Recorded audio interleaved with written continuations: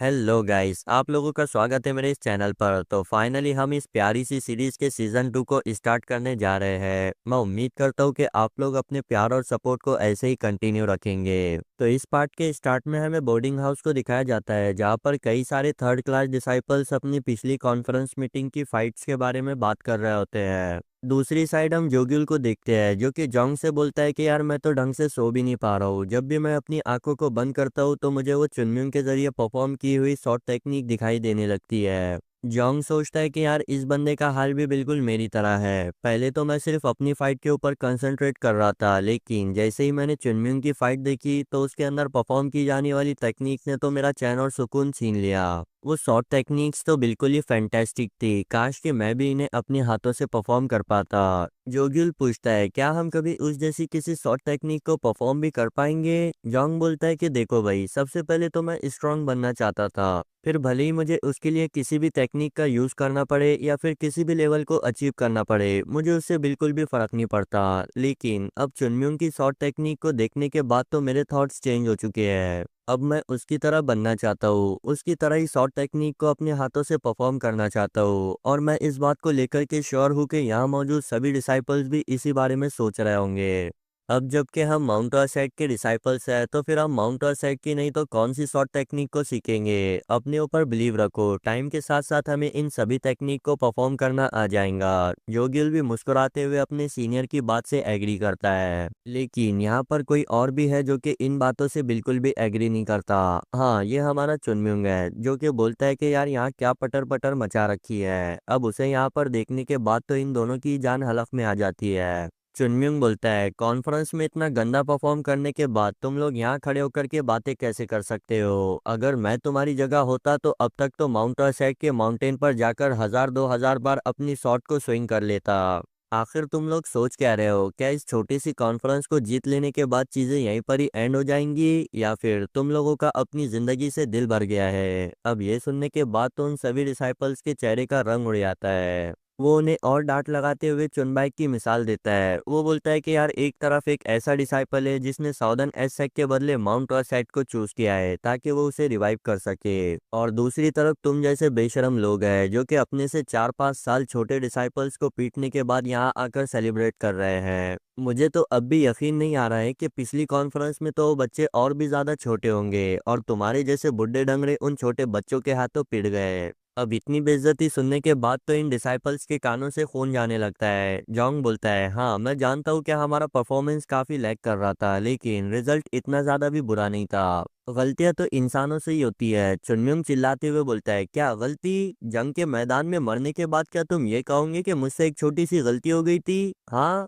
तभी तो मैं कहूँ कि इतनी प्रैक्टिस करने के बाद भी तुम लोगों का परफॉर्मेंस इतना ज्यादा बेकार क्यों रहा, क्योंकि तुम लोगों के दिमागों में तो भूसा भरा हुआ है। और क्या कह रहे थे तुम लोग? टाइम के साथ साथ माउंट और सेट की शॉर्ट टेक्निक को सीख लोगे? क्या तुम्हें सच में लगता है कि इस किस्म की गलतियां करने के बाद तुम इन टेक्निक को कभी सीख भी पाओगे? अब इतनी बातें सुनने के बाद जोग्युल रोते हुए अपने मन में बोलता है कि मम्मी, मुझे तुम्हारी बहुत याद आ रही है। चुनमिंग बोलता है तुम लोगों को ज्यादा खुश और गमगीन होने की जरूरत नहीं है। इस कॉन्फ्रेंस को एक एक्सीडेंट की तरह भूल जाओ, आगे भी तुम्हारे पास फाइट करने के कई सारे मौके होंगे। जंग पूछता है अगर हम तुम हमें जैसा कह रहे हो उस तरीके से ट्रेन करते हैं तो क्या हम भी उन शॉर्ट टेक्निक को परफॉर्म कर पाएंगे? चुनम्युंग बोलता है लगता है कि तुमने मेरी बातों को गलत समझ लिया। क्या तुम्हें सच में लगता है कि मैं इस बात को अलाउ करूंगा कि माउंट और साइड के डिसाइपल्स एक सिंगल प्लम ब्लॉसम को भी क्रिएट ना कर पाए? हाँ, अगर ऐसा होता है तो तुम लोगों को अपने अंजाम को भुगतने के लिए रेडी रहना होगा। तुम्हारे पास इस टेक्निक को सीखने के अलावा और कोई चॉइस नहीं है, तो जाओ जल्दी से अपनी ट्रेनिंग को स्टार्ट कर दो। अब इतना सुनते ही वो डिसाइपल्स अपनी ट्रेनिंग के लिए 9-2-11 हो जाते हैं। चुनम्युंग वहीं खड़ा सोच रहा होता है कि भाई तुम लोगों को इतना जल्दी ओवर एक्साइटेड होने की जरूरत नहीं है, क्योंकि ये तो सिर्फ हमारा फर्स्ट स्टेप है।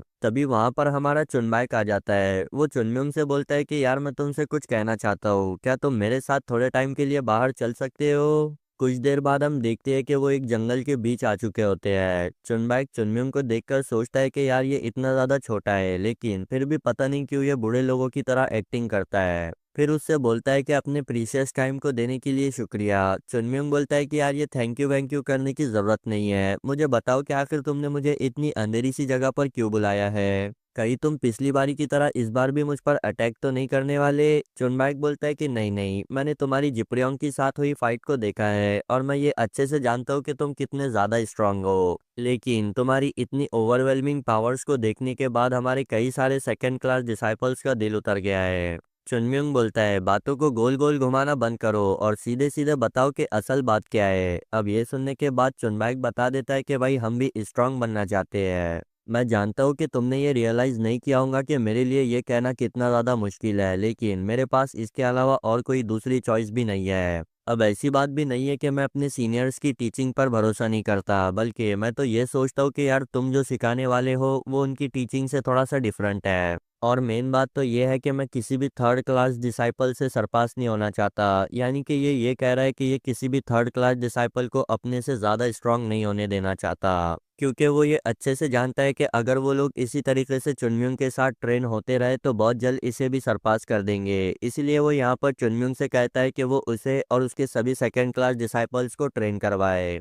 मगर चुनम्युंग तो बहुत ही रूखा जवाब देते हुए बोलता है कि क्यों, आखिर मैं ऐसा क्यों करूंगा? क्या मैंने तुमसे पहले ये नहीं कहा था कि मैं ऑलरेडी थर्ड क्लास डिसाइपल्स को ट्रेन करने में बिजी हूँ? चुनबाइक थोड़ा हिचकिचाते हुए बोलता है, लेकिन हम तो सेम सेक्ट से बिलोंग करते हैं ना। चुनम्युंग बोलता है, मगर मैंने तो पहले ही अपने ट्रेनिंग के कुछ टाइम को थर्ड क्लास डिसाइपल्स को ट्रेन करने के लिए निकाल लिया है, अब मेरे पास और ज़्यादा टाइम नहीं। चुनबाइक बोलता है, अगर ऐसी बात है तो फिर तुम थर्ड क्लास डिसाइपल्स को ट्रेन करना बंद कर दो, क्योंकि वो पहले ही काफ़ी स्ट्रांग हो चुके हैं, तो फिर तुम ज़बरदस्ती ऐसा क्यों कर रहे हो? चुनम्युंग बोलता है कि किसे पता, मैं तो बस ऐसे ही कर रहा हूँ। अब चुनबाई कितने रूखे जवाबों को सुनने के बाद सोचता है कि आखिर क्यों क्यों यह बंदा इतना अजीब बिहेव कर रहा है, आखिर उन थर्ड क्लास डिसाइपल्स को ट्रेन करने पर इसे क्या मिलेगा? फिर बोलता है, कहीं ऐसा तो नहीं कि तुम मुझे अपने सामने सबमिट होने के लिए कह रहे हो? चुनम्युंग बोलता है, कम ऑन यार, मैं इतना भी बुरा इंसान नहीं हूँ। चुनबाइक बोलता है, तो फिर असल वजह क्या है? चुनम्युंग पूछता है, क्या तुमने थर्ड क्लास डिसाइपल्स को ट्रेनिंग करते हुए देखा है?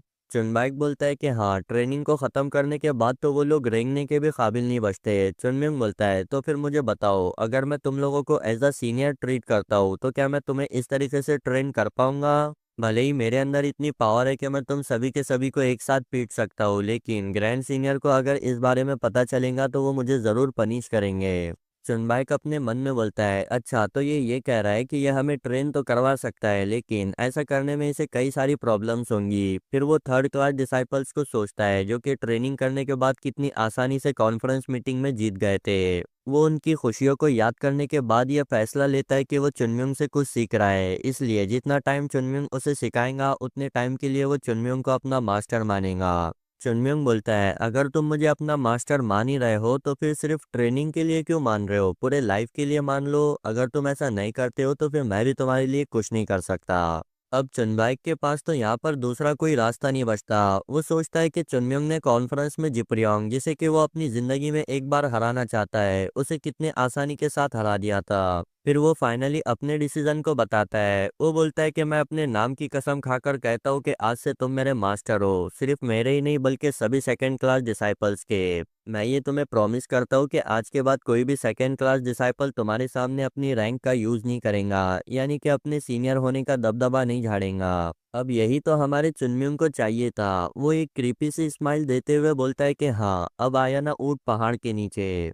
फिर सीन चेंज होकर के हमें थर्ड क्लास डिसाइपल्स के बोर्डिंग हाउस को दिखाया जाता है, जहाँ पर रोजाना की तरह वो अपनी मॉर्निंग ट्रेनिंग करने के लिए उठे होते हैं। लेकिन वो सभी अपने सामने सीनियर्स को देखकर हैरान रह जाते हैं। वो बोलते हैं कि यार ये क्या चल रहा है, आखिर ये सब के सब यहाँ पर क्या कर रहे हैं? तभी पीछे से चुनम्युंग आकर उन सीनियर्स से कहता है कि अच्छा तो तुम लोग यहाँ पर पहुंच गए। जोंग चुनम्युंग से पूछता है, अब ये सब कुछ क्या चल रहा है?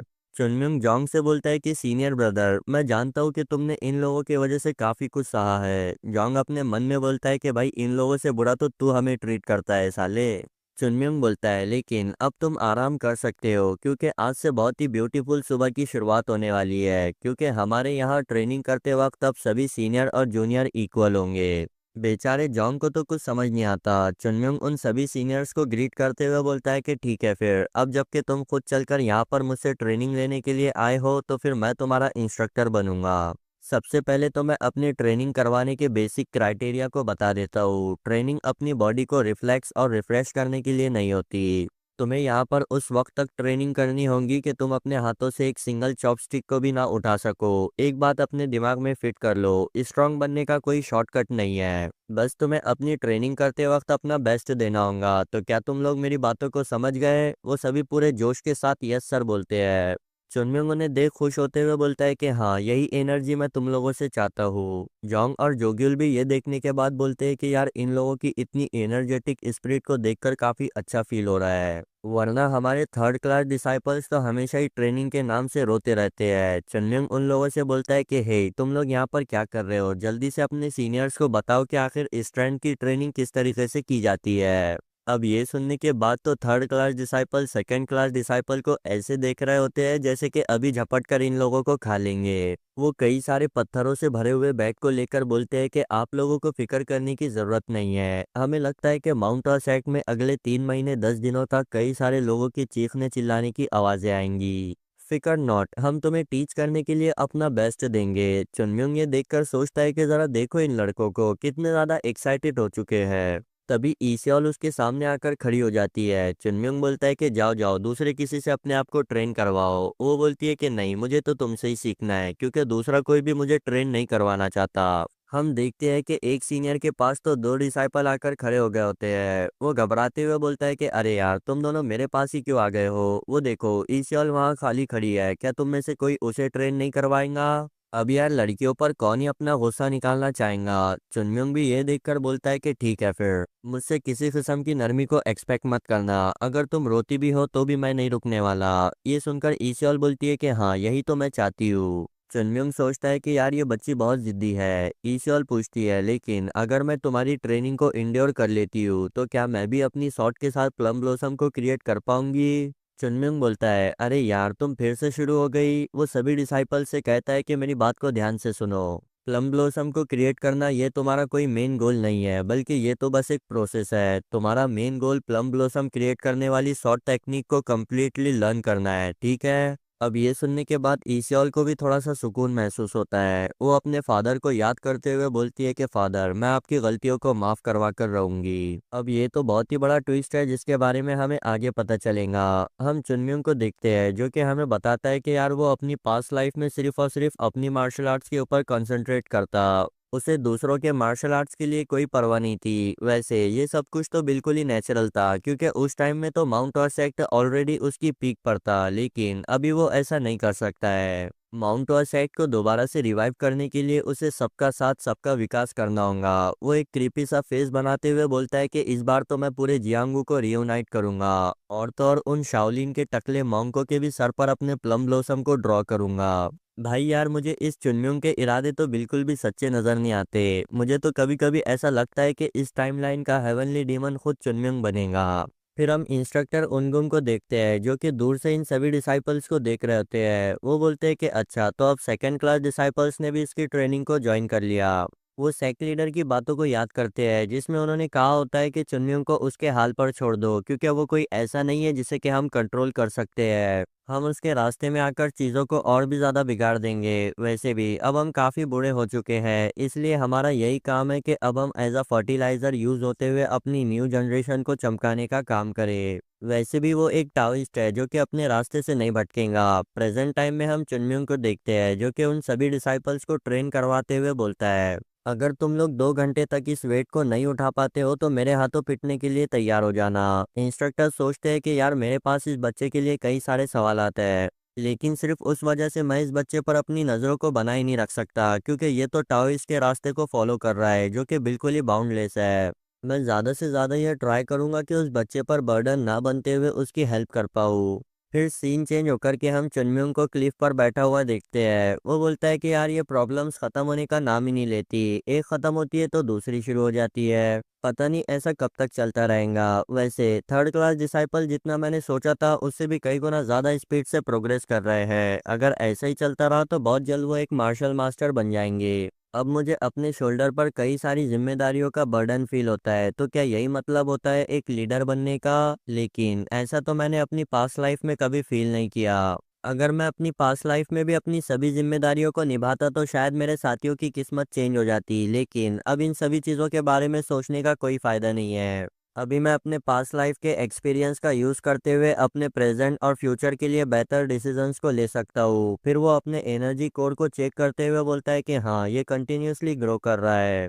वैसे तो इसे एकदम से ग्रो करने का कोई शॉर्टकट नहीं है, इसीलिए मुझे कंटिन्यूअसली फ्लो के साथ ही चलना होगा। वो हमें बताता है कि बहुत जल्द माउंट ऑरसेट को भी इन पहाड़ियों की प्रोटेक्शन से निकलकर जियांगो में जाना होगा, जहाँ पर मौजूद दूसरे क्रूअल सेट से निपटने के लिए मुझे अभी के टाइम से कई गुना ज़्यादा स्ट्रांग होना होगा, प्लम ब्लॉसम शॉर्ट सेंट से भी ज़्यादा स्ट्रांग। देखना, इस बार मैं हेवनली डीमन को सरपास करके ही रहूंगा। तभी उसकी इनर वॉइस उससे बोलती है, क्या तुम्हारे प्लम ब्लॉसम के फूल अभी खिल चुके हैं? चुनम्योंग बोलता है कि नहीं, लेकिन बहुत जल्द खिल जाएंगे। हमें बताया जाता है कि यार साउदर्न एस सेक्ट और माउंट ऑल सेक्ट की कॉन्फ्रेंस यहाँ गर्मियों के सीजन में एंड हो चुकी थी। उसके बाद बाहर का मौसम आता है जिसमें प्लम ब्लॉसम के फूल खिलते हैं, और फिर आती है कड़ाके की सर्दियाँ। यही मौसम 2 बार रिपीट होते हुए हमें एक और बार प्लम ब्लॉसम के फूलों को दिखाया जाता है। यानी कि यहाँ पर 2 साल का टाइम स्किप किया गया है। फिर हम एक डिसाइपल को देखते हैं जो कि सीढ़ियों को चढ़ते हुए माउंट ऑल सेक्ट की तरफ जा रहा होता है। वो ऊपर चढ़ने के बाद बोलता है कि फाइनली मैं यहाँ पर पहुँच गया, ये रहा हमारा माउंट वासेट।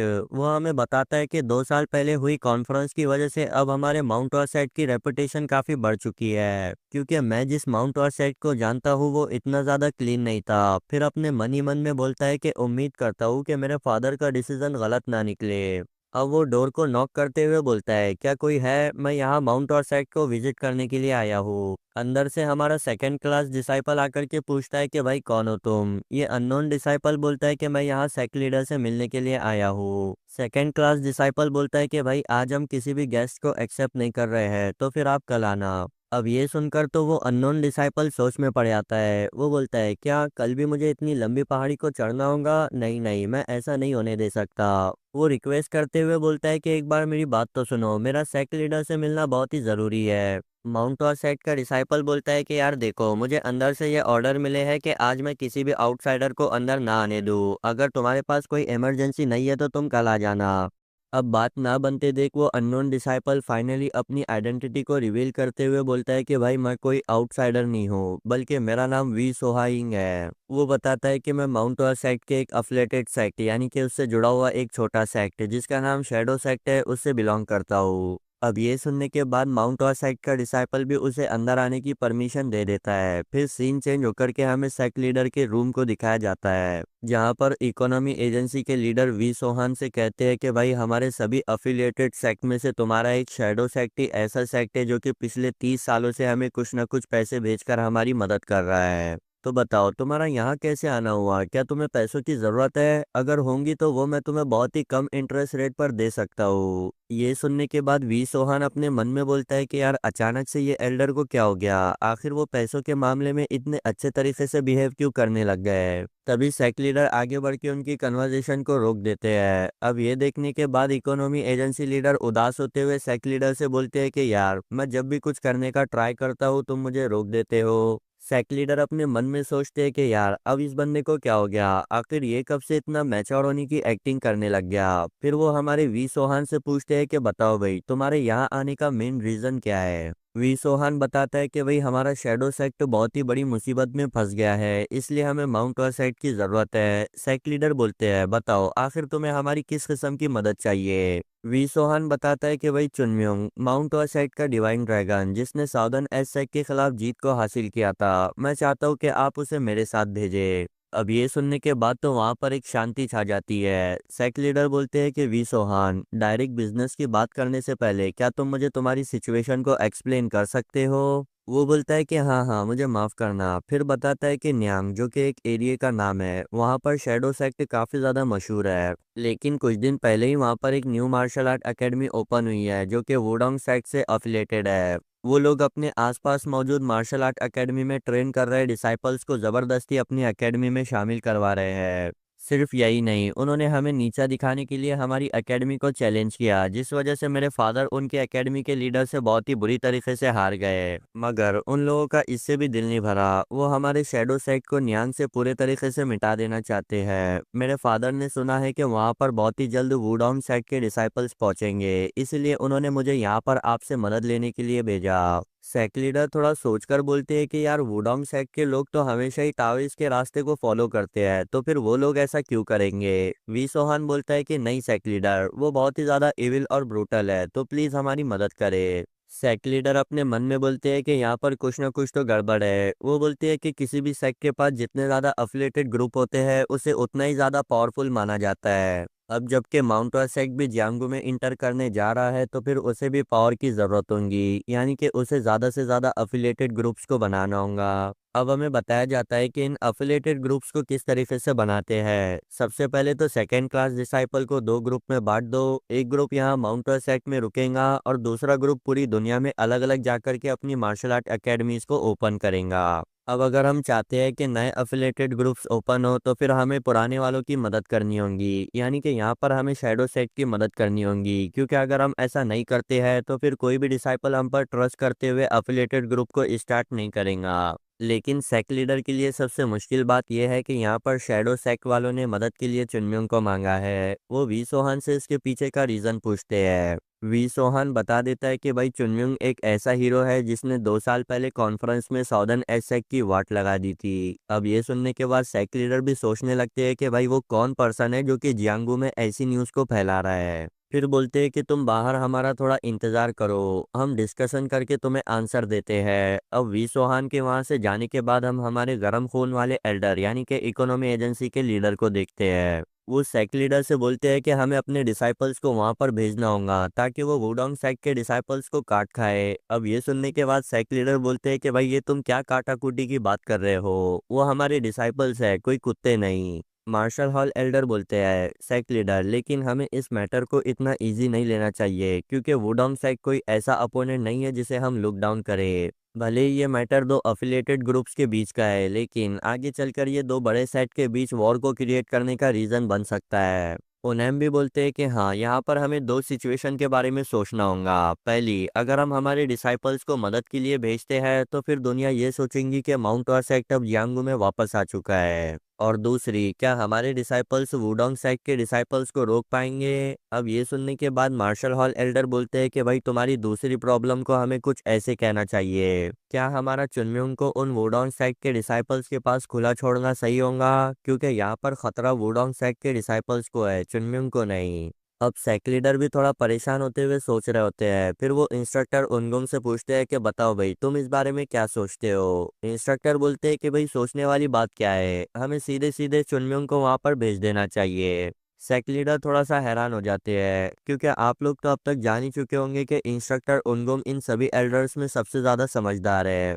वो बोलते हैं कि यार चुनम्योंग को एक ना एक दिन तो जियांगू में इंटर करना ही होगा, इसलिए उसे यहाँ रोके रखना कोई पॉइंट नहीं बनाता। वैसे भी हम उसे यहाँ पूरा टाइम तो नहीं रोक सकते, इसलिए हमारे लिए यही अच्छा होगा कि हम उसे जियांगू में भेजें ताकि वो वहाँ की हार्श रियलिटी को एक्सपीरियंस करे। सेक्ट लीडर को भी उनकी बातों में दम लगता है, वो भी इस बात से एग्री करते हैं। फिर उनैम से पूछते हैं कि चुनमिंग कहाँ पर है। उनैम बताते हैं कि भाई वो काफी लंबे टाइम से आइसोलेटेड ट्रेनिंग कर रहा है, लेकिन बहुत जल्द वापस आएगा। सेक्ट लीडर बोलते हैं कि ठीक है, फिर जॉन्ग को उसे लेने के लिए भेजो। अब हम जॉन्ग को देखते हैं जो कि परेशान होते हुए वहां बैठे एल्डर से बोलता है, क्या आप लोग सच में चुनम्योंग को आइसोलेटेड ट्रेनिंग के बाद यहाँ से कोसों दूर भेजने वाले हो? क्या आप लोग सभी सीरियस हो? मतलब मैं ये कहना चाहता हूँ कि क्या उसका अकेले जाना ठीक रहेगा। सेक्ट लीडर बोलते हैं कि तुम्हें परेशान होने की जरूरत नहीं है, हमारा शैडो सेक्ट का डिसाइपल उसे गाइड करेगा, इसलिए तुम जाकर इसे चुनम्योंग से इंट्रोड्यूस करवाओ। अब ना चाहते हुए भी जॉन्ग को ये काम करना पड़ता है, क्योंकि वो अच्छे से जानता है कि चुनम्योंग की पर्सनैलिटी कैसी है।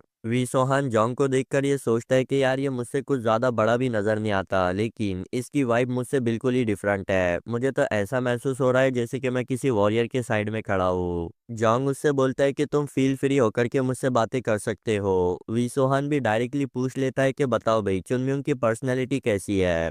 अब बेचारा जॉन्ग तो उसे क्या ही जवाब देगा। वी सोहान उसकी तारीफों के पुल बांधते हुए बोलता है कि भाई ऐसा कोई नहीं है जो कि माउंट वासेट के डिवाइन ड्रैगन के बारे में ना जानता हो। मैंने तो सुना है कि वो शार्प लुकिंग इंसान है जिसके सेंसेस बहुत ही कमाल के हैं, कोई कोई तो कहता है कि वो एक नोबल वॉरियर है।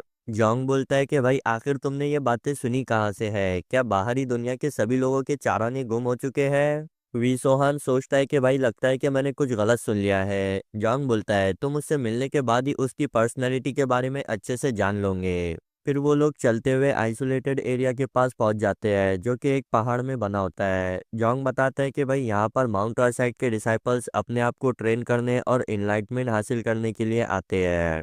वी सोहान खुश होते हुए बोलता है, अच्छा तो क्या हमारा डिवाइन ड्रैगन चुनम्युंग भी यहाँ पर न्यू इनलाइटमेंट को अचीव करने के लिए आया होगा। जोंग अजीब सा फेस बनाते हुए बोलता है कि हाँ कुछ ऐसी ही बात है।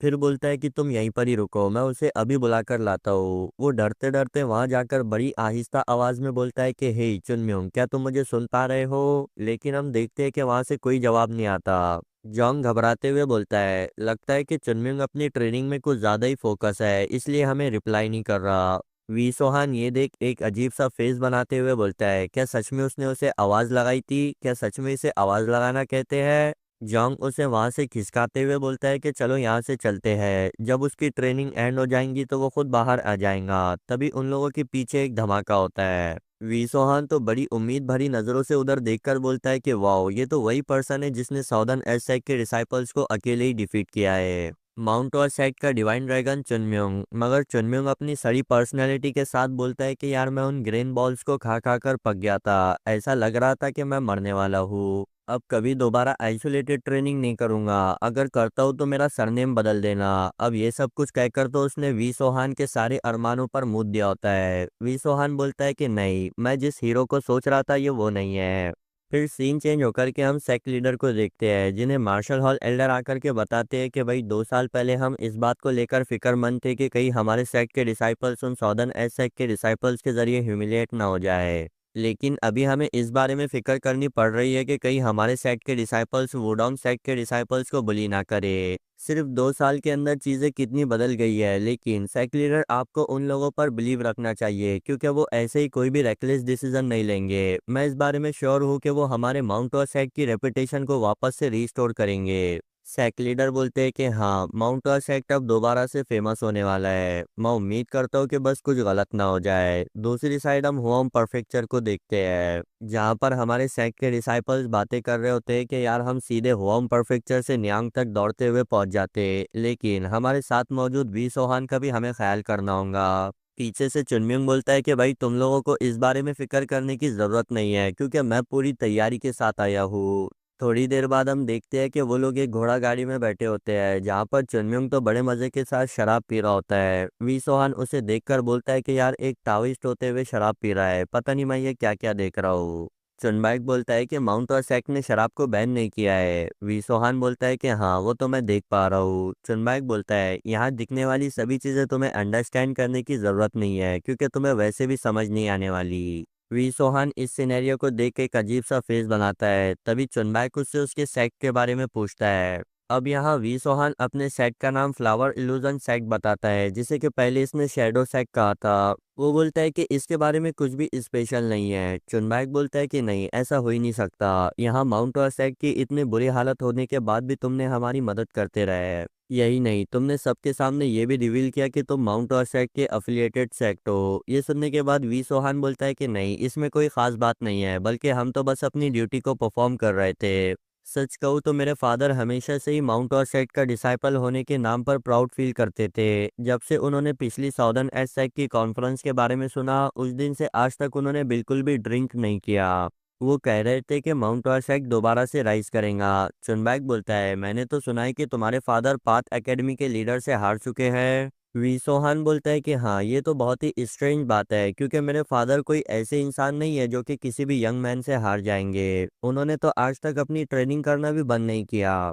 चुनम्योंग हमें बताता है कि भाई एक बार अगर हम अपने एनर्जी कोर को क्रिएट कर लेते हैं तो टाइम के साथ वो इंक्रीज होते रहता है। यही रीजन है कि मुरिम में ज्यादातर स्ट्रांग पीपल बूढ़े होते हैं। चुनबाइक वी सोहान की बातों को सुनकर सोचता है कि यार ये मैटर कोई साधारण नजर नहीं आ रहा है। अब उसे इतना परेशान देख वी सोहान बोलता है कि मुझे माफ करना, मैं अपने फादर के बोलने पर यहाँ पर आया हूँ। मैंने तो ये सोचा भी नहीं था कि आप लोग हमारी इतनी मदद करोगे। मैं जो कि कभी माउंट और सेक्ट पर बिलीव नहीं करता था, आज मुझे ये पता चल रहा है कि क्यों मेरे फादर हमेशा ही माउंट और सेक्ट की इतनी ज़्यादा बड़ाइयाँ किया करते थे। अब भले ही इस चीज़ का रिजल्ट कुछ भी क्यों ना निकले, मैं अपनी पूरी ज़िंदगी आप लोगों का शुक्रगुजार रहूंगा। चुनम्योंग बोलता है, तुम कहना क्या चाहते हो, इस चीज़ का सिर्फ और सिर्फ एक ही रिजल्ट निकलने वाला। जिसमें हम उन सभी कमीनों के सर फोड़ेंगे। अब वी सोहान ये सुनकर घबराते हुए चुनबैक से बोलता है, आखिर ये बंदा लोगों के सरों से इतना ज्यादा ऑब्सेस्ड क्यों है। चुनबैक बोलता है कि यार मैं भी बहुत लंबे टाइम से इसी बारे में सोच रहा हूँ। जोंग बोलता है, फाइट करते वक्त अपने आप को थोड़ा सा होल्ड बैक करना, वरना कहीं ऐसा ना हो कि तुम्हारे किसी गलत कारनामे की न्यूज़ सुन करके हमारे सेक्ट लीडर मारे जाए।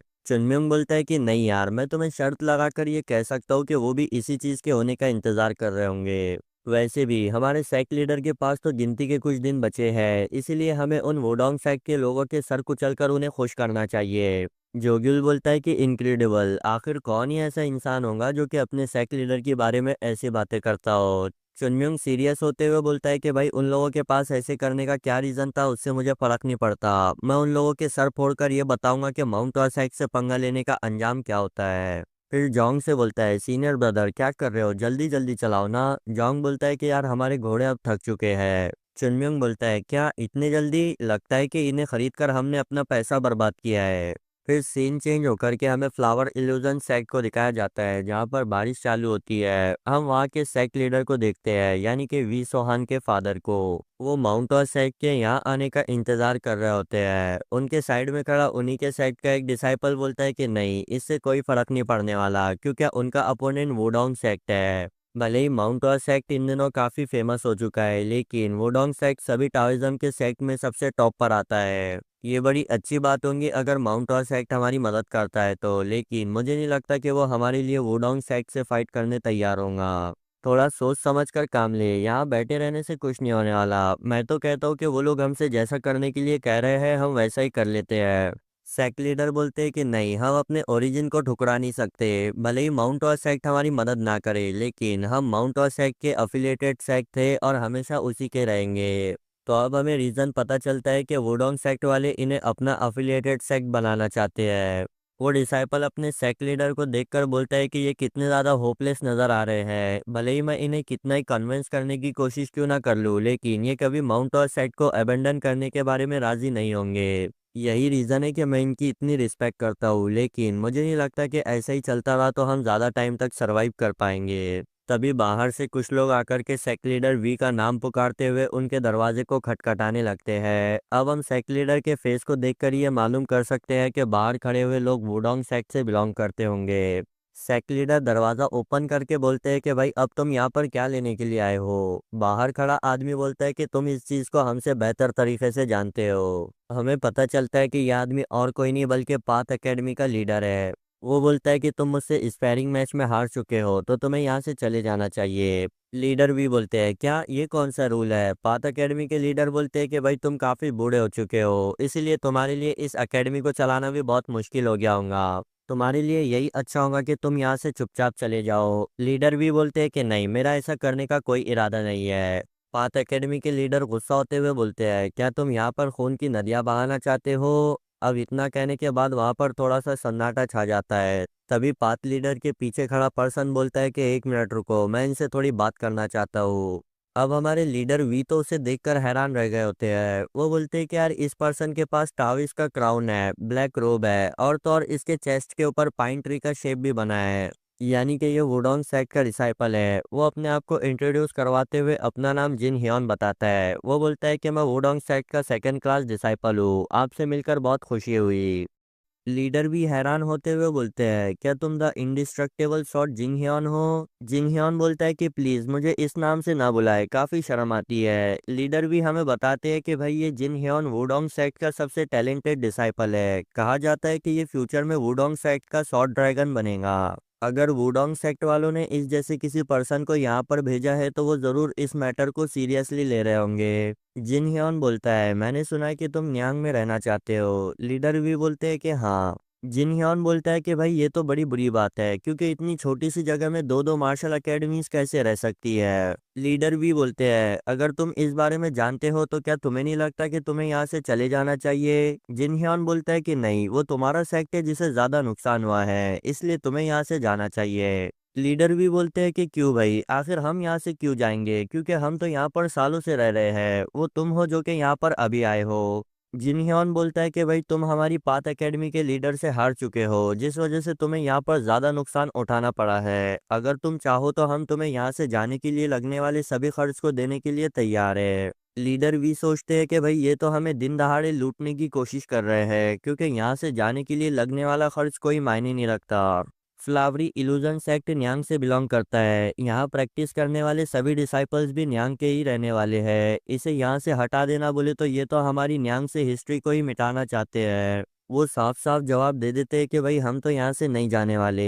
ये देखने के बाद जिन ह्योन बोलता है कि यार तुम तो काफी जिद्दी हो। फिर बोलता है कि ठीक है, अगर तुम चाहो तो यहाँ पर रुक सकते हो। लीडर वी तो ये सुनकर काफी खुश हो जाते हैं। वो बोलते हैं क्या सच में तुम हमें यहाँ रुकने दोगे? जिन ह्योन बोलता है कि हाँ, लेकिन एक शर्त पर, तुम्हें अपने बोर्ड पर से माउंट और सेट के निशान को हटाना होगा। अब ये सुनने के बाद लीडर वी के चेहरे का रंग उड़ जाता है, क्योंकि यहाँ पर जिन ह्योन तो उन्हें साफ साफ माउंट और सेक्ट से सभी ताल्लुक को मिटाने का कह रहा है। वो बोलता है कि भाई माउंट और सेक्ट भी वुडोंग सेक्ट की तरह एक टाओइस्ट सेक्ट है। इतनी छोटी सी जगह पर हम वुडोंग सेक्ट वाले एक और टाओइस्ट सेक्ट को बिल्कुल भी एक्सेप्ट नहीं कर सकते। अगर तुम यहाँ पर रहना चाहते हो तो तुम्हें अपने बोर्ड पर से माउंट और सेक्ट के निशान को हटाना होगा, या फिर इस न्यांग को हमेशा हमेशा के लिए छोड़कर जाना होगा। अब यहाँ लीडर वी के लिए तो ये आगे कुआं और पीछे खाई वाली सिचुएशन हो गई होती है। वो बोलते हैं कि हम माउंट और सेट को बिल्कुल भी धोखा नहीं दे सकते। जिन ह्योन बोलता है कि ठीक है, फिर हम तुम्हें 6 घंटे का टाइम देते हैं। 6 घंटे के अंदर ही अंदर तुम्हें न्यांग को छोड़कर यहाँ से जाना होगा। अगर तुम यहाँ से नहीं जाते हो तो फिर हम खुद आकर तुम्हें यहाँ से हका लेंगे। अब ये सुनने के बाद लीडर वी चिल्लाते हुए बोलते हैं, इतने बड़े सेक्ट से बिलोंग करने के बाद इतनी नीच हरकत करते हुए क्या तुम्हें कोई शर्म नहीं आती? जिन ह्योन बोलता है कि माफ करना, लगता है कि तुमने कुछ गलत समझ लिया। हम वुडोंग सेक्ट वाले अपने मैटर को इसी तरीके से सॉल्व करते हैं। हमने अपने तरफ से जो हो सकता था वो किया, लेकिन वो तुम हो जो कि हमारी सभी डील्स को रिजेक्ट करते रहे। वहां से जाते हुए बोलता है कि याद रखना तुम्हारे पास अब सिर्फ 6 घंटे हैं। फिर बोलता है कहीं ऐसा तो नहीं कि तुम माउंट और सेक्ट की तरफ से आने वाली मदद का इंतजार कर रहे हो? क्या तुम्हें सच में ऐसा लगता है कि वो हमारे खिलाफ कुछ कर भी पाएंगे? बेचारे माउंट और सेक्ट के सब्सिडरी सेक्ट, तुम्हें अपनी मदद के लिए किसी दूसरे सेक्ट को चूज करना चाहिए था। तभी पीछे से कोई बोलता है, एक घोड़े की शक्ल के क्या बकवास किए जा रहा है? जिन ह्योन उसे देखकर पूछता है कि भाई अब तुम कौन हो? अब यार ये चुनम्योंग के अलावा और कौन ही हो सकता है? वो बोलता है कि ये मैं हूँ, घोड़े की शक्ल वाले इंसान। उखाड़ो, क्या उखाड़ लोगे? जिन ह्योन ऐसे जवाब को सुनकर सोचता है क्या ये कोई पागल है, लेकिन अपने हाथों के साथ वुडोंग सेक्ट के डिसाइपल्स को पीछे की ओर लौट देना ये कोई नॉर्मल इंसान तो नहीं कर सकता। फिर वहां पर जंग और जोगिल भी पहुंच जाते हैं, जो कि वुडोंग सेक्ट के डिसाइपल्स को अपने रास्ते से हटा रहे होते हैं। वी सोहान भी फाइनली अपने फादर को देखकर खुश हो जाता है। वो जाकर उनसे गले लगकर उन्हें बताता है कि भाई माउंट और सेक्ट के लोग यहाँ पर आ चुके हैं। अब ये सुनकर जिन ह्योन हैरान होते हुए बोलता है, क्या ये लोग माउंट और सेक्ट से बिलोंग करते हैं? चुनम्योंग हंसते हुए बोलता है कि हाँ, तुम्हें क्या लगता है क्या हम शाओलिन सेक्ट वाले हैं? जरा गौर से देखो, हमारे सर के ऊपर कई सारे बाल है। जिन ह्योन सोचता है इन लोगों की एंट्रेंस काफी ज्यादा ड्रामेटिक थी, इस वजह से मैं ज्यादा ध्यान नहीं दे पाया, लेकिन अब अगर मैं गौर से देखूं तो इन लोगों के चेस्ट के ऊपर प्लम ब्लॉसम फूल का टैटू बना है। चुनबाइक आगे बढ़कर सेक्ट लीडर वी से कहता है कि हमें यहाँ पर हमारे सेक्ट लीडर ने आपकी मदद करने के लिए भेजा है। मैं माउंट और सेक्ट का सेकंड क्लास डिसाइपल चुनबाइक हूँ। अब ये सुनने के बाद तो लीडर वी का मुंह खुला का खुला रह जाता है। वो बोलते हैं, क्या चुनबाइक माउंट और सेक्ट की राइटियस प्लम ब्लॉसम शॉट? वो तो शौक के मारे जमीन पर गिर जाते हैं। बोलते हैं कि क्या सच में सेक्ट लीडर ने अपनी राइटियस प्लम ब्लॉसम शॉट को हमारी मदद करने के लिए भेजा है? अब उनकी नज़रों से देखकर वो बताते हैं कि भाई चुनबाइक तो बहुत ही डिग्निफाइड है। भले ही वो जिन ह्योन के साइड में खड़ा है, लेकिन उसकी प्रेजेंस जिन ह्योन के प्रेजेंस से बिल्कुल भी कम नहीं। फिर बोलते हैं कि यार डिवाइन ड्रैगन कहाँ पर है? क्या वो यहाँ हमारी मदद के लिए नहीं आया? तभी चुनम्योंग उनके पास जाकर बोलता है कि सेक्ट लीडर, मेरा नाम चुनम्योंग है, आपसे मिलकर बहुत ही अच्छा लगा। आप हमारे सबसे पुराने कस्टमर हो, जो कि पिछले 30 साल से हमारी मदद के लिए हमें पैसे भेज रहे थे। जंग बोलता है, यार मैंने तुमसे कितनी बार कहा है कि इन लोगों को अपना कस्टमर मत कहना। बेचारे लीडर वी तो अपनी धुंधी में गुम होते हैं। वो चुनम्योंग से बोलते हैं कि माफ करना, मैं कुछ समझा नहीं, क्या तुम सच में चुनम्योंग हो? चुनम्योंग बोलता है कि हाँ। जिन ह्योन भी हैरान होते हुए बोलता है, क्या तुम सच में चुनम्योंग हो? चुनम्योंग अजीब सा फेस बनाते हुए बोलता है कि हाँ। अब क्या यहाँ मुझे तुम्हें अपना आइडेंटिटी कार्ड बताकर प्रूव करने की जरूरत है? अब जिन ह्योन भी सोच में पड़ जाता है। वो बोलता है क्या सच में ये चिलगोजा वही चुनम्योंग है जो कि अचानक से किसी मॉन्स्टर्स टैलेंट के साथ यहाँ पर अपीयर हो चुका है और लोग उसके बारे में ये बातें कर रहे हैं कि ये फ्यूचर में हमारी दुनिया को लीड करेगा। सिर्फ यही नहीं बल्कि इसने मेरे सॉर्ड ड्रैगन से भी बड़े टाइटल यानी डिवाइन ड्रैगन के टाइटल को रिसीव किया है। मुझे तो बिल्कुल भी यकीन नहीं आता कि ये बंदा मुझसे ज़्यादा स्ट्रांग है। अरे भाई तो इस बात का बिल्कुल भी टेंशन ना ले, हमारा चुनम्युंग तेरी धुलाई कर कर इस बात पर तुझे यकीन दिलवा देगा। हम देखते हैं कि चुनम्युंग लीडर वी से कह रहा होता है कि आपको बिल्कुल भी फिक्र करने की जरूरत नहीं है। सेक्ट लीडर ने कहा है कि फ्लावर इल्यूजन सेक्ट हमारे सभी सब्सिडरी सेक्ट में सबसे ज्यादा बेस्ट है। चुनबाइक भी जिन ह्योन को ग्रीट करते हुए बोलता है कि हम यहाँ पर अपने सब्सिडरी सेक्ट के बदले आपसे बात करने के लिए आए हैं। जिन ह्योन बोलता है अच्छा तो क्या मैं इसका ये मतलब समझूं क्या हमारे मामले के बीच माउंट और सेक्ट दखल अंदाजी कर रहा है। चुनबाइक बोलता है कि हाँ तुम्हारी जो मर्जी वो तुम सोच सकते हो। जिन ह्योन गुस्सा होते हुए सोचता है कि जरा देखो इन लोगों को, इनका एटीट्यूड कितना बढ़ चुका है। अभी कुछ दिनों पहले ही ये राइज होना स्टार्ट हुए हैं और सीधे ही वुडोंग सेक्ट से पंगा लेना चाहते हैं। फिर पूछता है बताओ आखिर तुम इस सिचुएशन को किस तरीके से हैंडल करना चाहते हो। चुनबाइक बोलता है कि भाई हम तो इसे पीसफुली तौर पर बातें करते हुए सॉल्व करना चाहते थे लेकिन वुडोंग सेक्ट के इरादे मुझे कुछ ऐसे नजर नहीं आते। जिनह्यान सोचता है कि यार इनके एटीट्यूड के साथ साथ फाइटिंग स्पिरिट भी तगड़ी है। वैसे डिवाइन ड्रैगन मुझे फेक नजर आता है, लगता है कि यहाँ पर राइटियस प्लम लोशन सॉर्ड ही रियल डील है। वो बोलता है कि ठीक है फिर क्यों ना हम इस मामले को एक स्पैरिंग मैच के साथ सॉल्व कर दे। चुनमिंग बोलता है कि ये तुम क्या बकवास किए जा रहे हो, एक स्पैरिंग मैच वो भी तुमसे। जिनह्योन अब गुस्सा हो जाता है। वो बोलता है क्या तुमने अभी मेरी बातों को बकवास कहा, क्या तुम्हें माउंट और साइड के लोगों ने कोई मैनर्स नहीं सिखाए। हम देखते हैं कि वहाँ का माहौल थोड़ा सा गर्म हो रहा होता है। चुनम्युंग बोलता है लगता है कि तुम लोगों के मैनर्स तभी बाहर आते हैं जब तुम्हें जरूरत होती है। तुमने लीडर भी को 6 घंटे का टाइम दिया था ना, तो जाओ 6 घंटे के बाद आओ। और हाँ अच्छे से प्रिपेयर होकर के आना क्योंकि मैं तुम लोगों के सर फोड़ने वाला हूँ। जिन ह्योन बोलता है कि ठीक है फिर मैं इसे माउंट और सेक्ट की तरफ से एक चैलेंज के तौर पर एक्सेप्ट करता हूँ। पीछे खड़ा चुनबाइक बोलता है लेकिन तुम्हें देखकर तो ऐसा लग रहा है कि तुम चीजों को अभी यहाँ पर ही सेटल करना चाहते हो। जिन ह्योन अपनी स्वॉर्ड को रख करके बोलता है कि नहीं मैं तुम लोगों को एक दिन का टाइम देता हूँ, मैं कल इसी टाइम पर आकर के फ्लावरी इल्यूजन सेट के ऊपर अटैक करूंगा। जियांगू के रूल के अकॉर्डिंग तुम लोगों ने हमें पहले प्रोवोक किया है तो यहाँ होने वाले सभी नुकसान का खमियाजा भी तुम्हें उठाना होगा। लेकिन हम देखते हैं कि चुनम्युंग तो उसकी बातों को पूरे तरीके से इग्नोर कर रहा होता है। वो बोलता है कि भाई पहले तो तुमने 6 घंटे का टाइम दिया था लेकिन अब एक दिन कह रहे हो, सीधे सीधे क्यों नहीं कह देते कि तुम्हें हमसे डर लग रहा है। अब ये सुनकर के जिन ह्योन तो गुस्से से किटकिटाने लगता है। वो बोलता है कि यार मुझे कुछ भी करके इस बंदे से बात करना बंद करनी होगी वरना हो सकता है कि मैं अपने आप पर से कंट्रोल खो दूँ। वो चुनम्युंग को गुस्से से ग्रीट करके वहां से चला जाता है। जॉन्ग सोचता है कि यार सच में वो बंदा अपने आप पर कंट्रोल करने में कामयाब हो गया।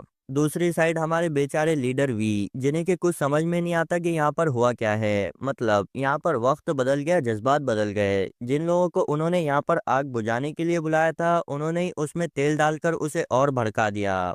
चुनमिंग उनसे बोलता है कि लीडर मैंने आपसे कहा था ना कि आप हमारे ऊपर भरोसा रखते हुए यहाँ सुकून से बैठ जाए, हम सारी चीजों को निपटा देंगे। लीडर बोलते हैं क्या अब मैं यहाँ सुकून से बैठ जाऊँ, क्या सच में ये तुम कह रहे हो। क्या तुम्हें पता भी है कि तुमने यहाँ पर क्या किया है। मैंने तुम्हें चीजों को शांति से सॉल्व करने के लिए कहा था लेकिन तुमने तो इसे एक ऑल आउट वॉर में तब्दील कर दिया। मेरा ब्लड प्रेशर, लगता है कि मैं यहीं पर ही मरने वाला हूँ। चुनमिंग उन्हें देख बोलता है लगता है कि हमने यहाँ पर कुछ गलत कर दिया। जोंग बोलता है कि नहीं नहीं हमने नहीं, सिर्फ तुमने। चुनमिंग बोलता है ओह ऐसी बात है क्या। सीन चेंज होकर के हमें जिन ह्योन को दिखाया जाता है जो कि बड़े ही गुस्से के साथ वहां से जा रहा होता है। उसके साथ मौजूद दूसरे डिसाइपल्स उससे बोलते हैं कि सीनियर ब्रदर आखिर तुमने उन्हें एक दिन का टाइम क्यों दिया, आपको वहीं पर ही उसके हाथ पांव तोड़ देने चाहिए थे। जिन ह्योन बोलता है क्या तुम सच में जानना चाहते हो कि मैंने उसे एक दिन का टाइम क्यों दिया, क्योंकि अगर मैं अभी उस पर अटैक करता तो हो सकता था कि मैं उसे जान से मार दूं। अब ये सुनने के बाद उसके साथ वाला डिसाइपल बिल्कुल ही चुप हो जाता है। जिन ह्योन बोलता है कि एक दिन में वो लोग अपने सेंसेस में वापस आ जाएंगे, उन्हें रियलाइज हो जाएगा कि आखिर उन्होंने किया क्या है, क्योंकि वुडोंग सेट के खिलाफ जाना कोई मामूली बात नहीं है। फिर सीन चेंज होकर के हमें लीडर वी के ड्रीम को दिखाया जाता है जिसमें उनके फादर उनसे कह रहे होते हैं कि बच्चे मेरी बात को ध्यान से सुनो, माउंट और सेक्ट एक रेपुटेबल सेक्ट है। हजारों लोगों ने अपने खून पसीने को एक करके इसे इतना महान बनाया है। इसकी करंट की सिचुएशन को देखकर इसे बिल्कुल भी जज मत करना, क्योंकि बहुत जल्द ये दोबारा से पूरी दुनिया में फैलेगा। इसीलिए इसके बुरे वक्त में तुम्हें कुछ भी करके इसकी मदद करनी होगी। इसी के साथ घबरा कर वो अपनी नींद से जागते हैं। उनके साइड में खड़ा डिसाइपल उन्हें बताता है कि वो एक सपना देख रहे थे। तभी उन्हें कुछ लोगों के हंसने और बातें करने की आवाज आती है। हम देखते हैं कि चुनमुंग अपने सभी साथियों के साथ खा पी रहा होता है। लीडर भी वहां आकर उन सब से कहते हैं कि आप लोग ये क्या कर रहे हो, ये कोई खाने और ड्रिंक करने का टाइम नहीं है। अब वो सभी उन्हें वहां देखकर शांत हो जाते हैं। चुनबैक बोलता है कि हमें माफ करना, हम आपकी हेल्थ को लेकर कुछ ज्यादा ही केयरफ्री हो गए थे। लेकिन यहाँ पर ये क्या चल रहा है, हमारी ईसोल की प्लेट में खाना क्यों नहीं है? लगता है कि राइटर उसे खाना देना भूल गया। चुनम्योंग भी बोलता है कि मुझे भी माफ करना, मैं भी कुछ ज्यादा ही केयरफ्री हो गया था। लीडर भी गुस्सा होते हुए सोचते हैं कि आखिर ये लोग कौन से रेपुटेबल सेक्ट से बिलोंग करते हैं। फिर शांत होते हुए उन्हें बताते हैं कि भाई अब हमारा फ्लावरी इल्यूजन सेक्ट न्यांग को छोड़कर यहाँ से जा रहा है। वी सोहान तो ये सुनकर बहुत ही घबरा जाता है। लीडर वी बताते हैं कि यार अपना सब कुछ यहाँ पर छोड़कर जाना बहुत ही मुश्किल है, लेकिन अब सिचुएशन ही कुछ ऐसी बन गई है कि मुझे ये डिसीजन लेना होगा। वैसे आप लोगों का यहाँ आने के लिए शुक्रिया, क्योंकि आप लोगों की वजह से मुझे यहाँ से जाने के लिए एक दिन का टाइम मिल गया। चुनबाइक बोलता है कि सेक लीडर, मैं जानता हूँ कि आप लोग हमारे ऊपर भरोसा नहीं करते, लेकिन तभी सेक लीडर उसकी बात को काटते हुए बोलते हैं कि ऐसी बात नहीं है। असल में हमारा अपोनेंट वुडोंग सेक्ट है। जब तक हम यहाँ से नहीं चले जाते तब तक ये सिचुएशन रिपीट होते रहेंगी। चुनमिंग पूछता है, मैं बहुत टाइम से तुमसे ये पूछना चाहता था कि आखिर इस जगह में इतना खास क्या है। लीडर भी बताते हैं कि भाई इस जगह पर कुछ भी खास नहीं है, मगर मुझे बस इतना पता है कि ये पहले के टाइम इतनी ज़्यादा शांत नहीं हुआ करती थी, यानी कि यहाँ पर कई सारे लड़ाई झगड़े हुए होंगे। चुनम्योंग सोचता है कि अच्छा तो ऐसी बात है। देखकर ऐसा लग रहा है कि लीडर वी को इस जगह के बारे में ज़्यादा कुछ नहीं पता, मगर मैं इस बारे में कंफर्म हूँ कि वुडोंग सेक्ट वालों को यहाँ पर से कुछ ना कुछ चाहिए होगा, क्योंकि जितना मैं उन लोगों को जानता हूँ वो ज़्यादा से ज़्यादा लड़ाई झगड़े को अवॉइड करते हैं। लेकिन देखकर ऐसा लग रहा है कि यहाँ पर कुछ ना कुछ खास है। लीडर भी बोलते हैं कि आप लोग यहाँ से चले जाएं, अब यहाँ पर जो कुछ भी होगा हम उससे निपट लेंगे। चुनमिंग बोलता है कि नहीं, हम तो यहाँ से नहीं जाने वाले। हमारे सेक्ट लीडर ने हमें ये ऑर्डर दिया है कि हम अपने फ्लावर इल्यूजन सब्सिडरी सेक्ट की मदद करें। आखिर पूरी दुनिया को भी तो इस बारे में पता चलना चाहिए कि माउंट वा अपने मदद करने वाले सेक्ट को कभी अकेला नहीं छोड़ता। अब ये बातें तो सीधे ही लीडर वी के दिल में उतरती है। वो बोलते हैं कि यार क्या सच में यही माउंट और सेट का डिवाइन ड्रैगन है? लगता है कि मैंने जल्दबाजी में इसे गलत समझ लिया। तभी चुनम्योंग बोलता है, क्या मैं तुमसे एक फेवर मांग सकता हूँ? लीडर बोलते हैं कि हाँ हाँ पूछो। चुनम्योंग हंसते हुए बोलता है, क्या तुम मेरे लिए एक और शराब की बोतल ला सकते हो? अब ये सुनने के बाद लीडर वी का तो चेहरा उतर जाता है। वो बोलते हैं कि नहीं नहीं, लगता है कि मेरा जजमेंट पहले ही सही था। फिर सीन चेंज होकर के हमें वुडोंग सेट के डिसाइपल्स को दिखाया जाता है, जहाँ पर एक डिसाइपल बोलता है, सीनियर ब्रदर क्या आपको सच में लगता है कि फ्लावर इल्यूजन सेक्ट आज रातों रात यहाँ से गुल हो जाएगा? जिन ह्योंग बोलता है कि हाँ, लेकिन माउंट और सेक्ट के डिसाइपल्स यहाँ से नहीं जाएंगे। अब वो जूनियर डिसाइपल इसकी वजह पूछता है। जिन ह्योंग बोलता है कि भाई ये फेम बहुत ही बुरी चीज़ है, अगर ये आपको लिमिटेड अमाउंट में मिलती है तो ठीक है, लेकिन अगर ये हद से ज़्यादा मिलती है तो लोग एरोगेंट हो जाते हैं। यही सेम मैटर उस माउंट और सेट के डिवाइन ड्रैगन के साथ है, लेकिन अब उसने हमें प्रोवोक करके बिल्कुल भी अच्छा नहीं किया, क्योंकि अब हमसे हारने के बाद पूरा जियांगू उस पर हंसेगा। वैसे भी एज अ सीनियर ये हम लोगों का फर्ज बनता है कि हम अपने जूनियर्स को उनकी लिमिट दिखाएं। फिर अपने साइड खड़े डिसाइपल से बोलता है, कहीं ऐसा तो नहीं कि तुम इन सब चीज़ों के चक्कर में अपने मेन गोल को भूल गए हो? वो डिसाइपल बोलता है कि नहीं, मैं उसे एक सेकंड के लिए भी नहीं भूल सकता। जिन हियन हमें बताता है कि भाई हमारा यहाँ इतने दूर आना, एक फेक एकेडमी को क्रिएट करना और तो और इतनी सारी प्रॉब्लम्स को फेस करना, इन सब के पीछे सिर्फ एक ही मकसद है, और वो है सॉर्ड ग्रेवयार्ड, यानी कि सॉर्ड का कब्रिस्तान। वो बोलता है कि अगर सब कुछ हमारे प्लान के हिसाब से जाता है तो बहुत जल्द हम बहुत ही स्ट्रांग बन जाएंगे, इतने स्ट्रांग कि ये पूरी दुनिया हमारे सामने घुटने टेकेंगी। फिर सीन चेंज होकर के हमें दूसरे दिन की सुबह को दिखाया जाता है, जहाँ पर हम चुनमियों को देखते हैं, जिसने कि पूरी रात शराब पी होती है। वो अब भी नशे की हालत में बोलता है कि यार यहाँ की शराब का टेस्ट बहुत ही लजीज है। जॉन्ग उस पर चिल्लाते हुए बोलता है, आखिर तुम अपनी बैटल से पहले शराब कैसे पी सकते हो? चुनमियोंग बोलता है कि यार इसका टेस्ट ही इतना ज्यादा मजेदार है कि मैं अपने आप को बिल्कुल भी कंट्रोल नहीं कर पा रहा। अब ये सुनने के बाद जॉन्ग उसको और ज्यादा खरी खोटी सुनाने लगता है। चुनम्योंग बोलता है कि बस बहुत हुआ, किसी दिन तो तुम्हारी बातों की वजह से मेरा सर फट जाएगा। फिर बोलता है, वैसे भी मेरे पास अपने आप को कंट्रोल करने का एक सीक्रेट तरीका है। अब इस तरीके को हम इससे पहले भी एक चैप्टर में देख चुके हैं। वहाँ फैली हुई अल्कोहल की बदबू की वजह से जोग्युल परेशान हो चुका होता है। सिर्फ वही नहीं बल्कि चुनबाई का भी यही हाल होता है, लेकिन आखिर वो लोग चुनमुन के अगेंस्ट में कर ही क्या सकते हैं। दूसरी साइड हम वी सोहान को देखते हैं, जो कि अपने फादर से पूछता है क्या हम लोग भी माउंट और सेट के डिसाइपल्स के साथ मिलकर के वुडोंग सेट के अगेंस्ट में फाइट नहीं करने वाले।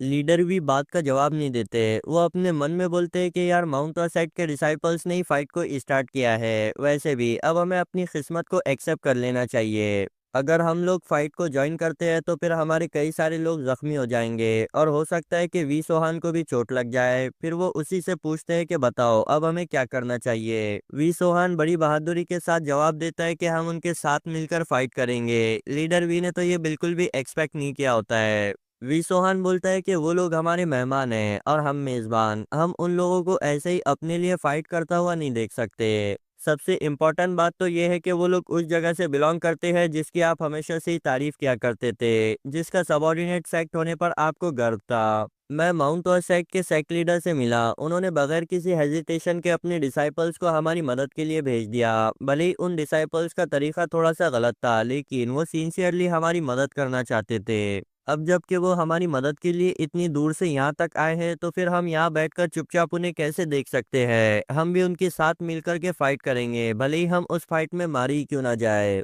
अब ये बातें सुनने के बाद तो लीडर वी की आंखें खुल जाती है। वो अपने मन में बोलते हैं कि जरा देखो इस छोटे से बच्चे को, जो कि अपने सेट के लिए अपनी जान की बाजी लगाने के लिए तैयार है। मैंने इसे जो कुछ भी सिखाया ये इसे बड़े अच्छे तरीके से फॉलो कर रहा है, मगर मैं कब से इतना बड़ा बुजदिल बन गया। वो अपने साइड में खड़े डिसाइपल से कहते हैं कि भाई मेन डोर को ओपन करे। हमारे सभी डिसाइपल से कह देना कि जो कोई भी यहाँ से जाना चाहता है वो जा सकता है, और जो कोई भी यहाँ पर रुक कर फाइट करना चाहता है वो कर सकता है। और हाँ, अगर हम आज सरवाइव कर लेते हैं तो दूसरे दिन यहाँ से जाने वाले डिसाइपल को भी बगैर किसी परेशानी के एक्सेप्ट कर लिया जाएगा। अब ये सुनकर डिसाइपल बोलता है कि नहीं, फिर तो यहाँ मौजूद सभी डिसाइपल्स यहाँ से चले जाएंगे। लीडर भी बोलते हैं कि तो क्या हुआ, मैं और सोहान मिलकर ही माउंट और साइड के नाम पर फाइट करेंगे। अब ये सुनने के बाद वो डिसाइपल भी वहां से जाने लगता है। लीडर भी उससे पूछते हैं क्या तुम भी यहाँ से जा रहे हो। वो डिसाइपल बोलता है कि नहीं, मैं यहाँ रुककर फाइट करूंगा अपने फ्लावर इल्यूजन सेट के नाम पर। फिर सीन चेंज होकर के हम चुनम्यूंग को देखते हैं, जो कि नशे की हालत में पड़ा होता है। वो चुनबाइक से पूछता है कि भाई वो वुडोंग सेट के डिसाइपल्स यहाँ पर कब आएंगे। चुनबाइक बोलता है कि भला मुझे इस बारे में कैसे पता होगा। फिर वो वहां मौजूद सभी डिसाइपल से कहता है कि मेरी बात को ध्यान से सुनो। सेक्ट लीडर ने मुझसे कहा है कि ये फाइट बहुत ही इंपॉर्टेंट होने वाली है, क्योंकि इस फाइट के बाद पूरी दुनिया ये जान जाएंगी कि माउंट और सेक्ट भी जियांगू में इंटर हो चुका है। इसीलिए इस बात को ध्यान में रखना कि अभी से हम माउंट और सेक्ट के लिए फाइट करने वाले हैं। फिर वो घबराते हुए चुनम्यूंग से बोलता है कि तुम्हारे लिए भी एक बात है। चुनम्यूंग बोलता है कि हाँ हाँ जानता हूँ कि मुझे उन वुडोंग सेक्ट के डिसाइपल से अपनी पावर को होल्ड बैक करके फाइट करनी है। चुनबाइक बोलता है कि नहीं, तुम होल्ड बैक नहीं करने वाले। वैसे भी इस जालिम दुनिया में हम बिना एनिमीज के नहीं रह सकते, इसलिए तुम्हें ऑल आउट होकर के फाइट करनी होगी। चुनम्यूंग बोलता है लेकिन सेक्ट लीडर ने तो मुझे होल्ड बैक करने के लिए कहा था। चुनबाइक उसे याद दिलाते हुए बोलता है कि भाई थोड़े टाइम पहले तुमने तो कहा था कि तुम सेक्ट लीडर के टपकने से पहले उन्हें खुश देखना चाहते हो। चुनम्यूंग हंसते हुए बोलता है कि हाँ ये बात तो सही है। फिर उसकी नज़र फ्लावर इल्यूजन सेक्ट के डिसाइपल्स पर पड़ती है, जो कि यहाँ से जा रहे होते हैं। लीडर वी आकर उन्हें बताते हैं कि इन्होंने टेम्पररी गेट को ओपन किया है ताकि जो डिसाइपल यहाँ पर फाइट नहीं करना चाहते वो यहाँ से चले जाए।